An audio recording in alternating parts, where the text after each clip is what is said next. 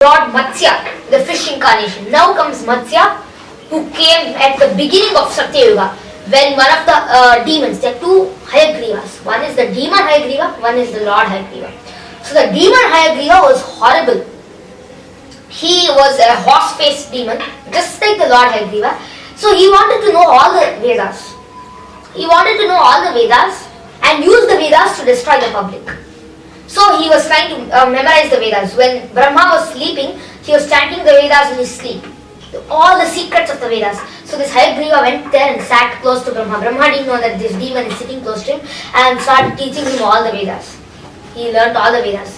Before the last syllable of the Vedas was learned, Matsya came up. After he learned the Vedas, he became master of the Vedas and now was about to use this as a nuclear weapon on all the people. So then he was sitting to use it. At that time, from the middle of the ocean, Matsya came up.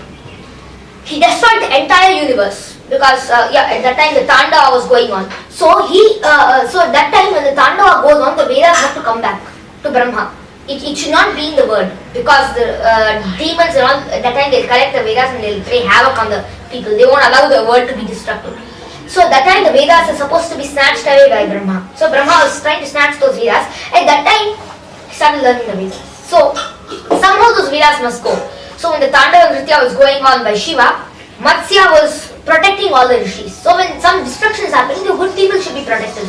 This destruction is happening to destroy all the bad people. So he took all the rishis from the ocean and everywhere. They were floating and almost dying, all the rishis, all the good people. So they took them all and he was going.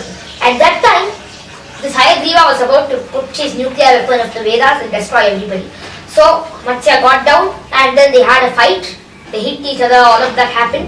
And then finally that Hayagriva was killed and the Vedas flew out of his mouth, went directly to Brahma. Brahma took the Vedas, Shiva destroyed the earth and Matsya protected all the rishis and went back. So this was the purpose of Matsya. Otherwise, the destruction could not have happened and the Vedas would have been used as a weapon by Hayagriva.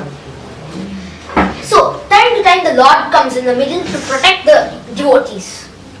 This shows like that. So next, Lord Kurma. After Matsya, then came Kurma. The churning of the ocean was going on by the Danavas and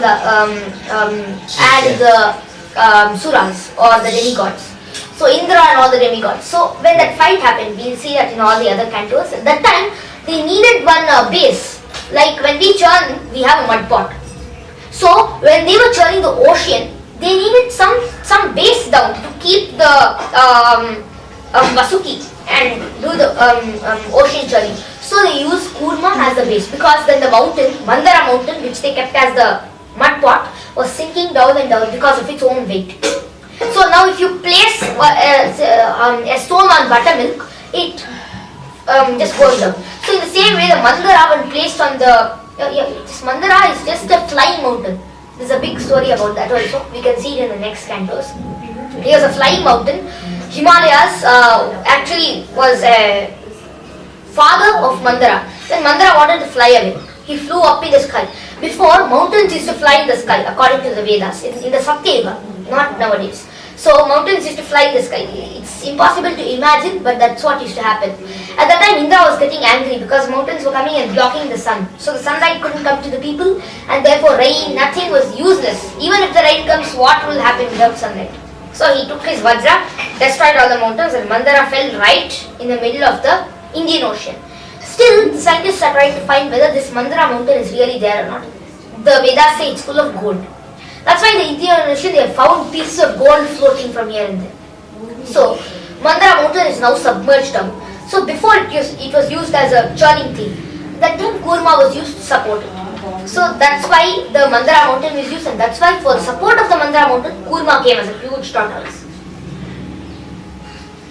So, Dhanvantari, the father of medicine. So the father of medicine is not some modern person.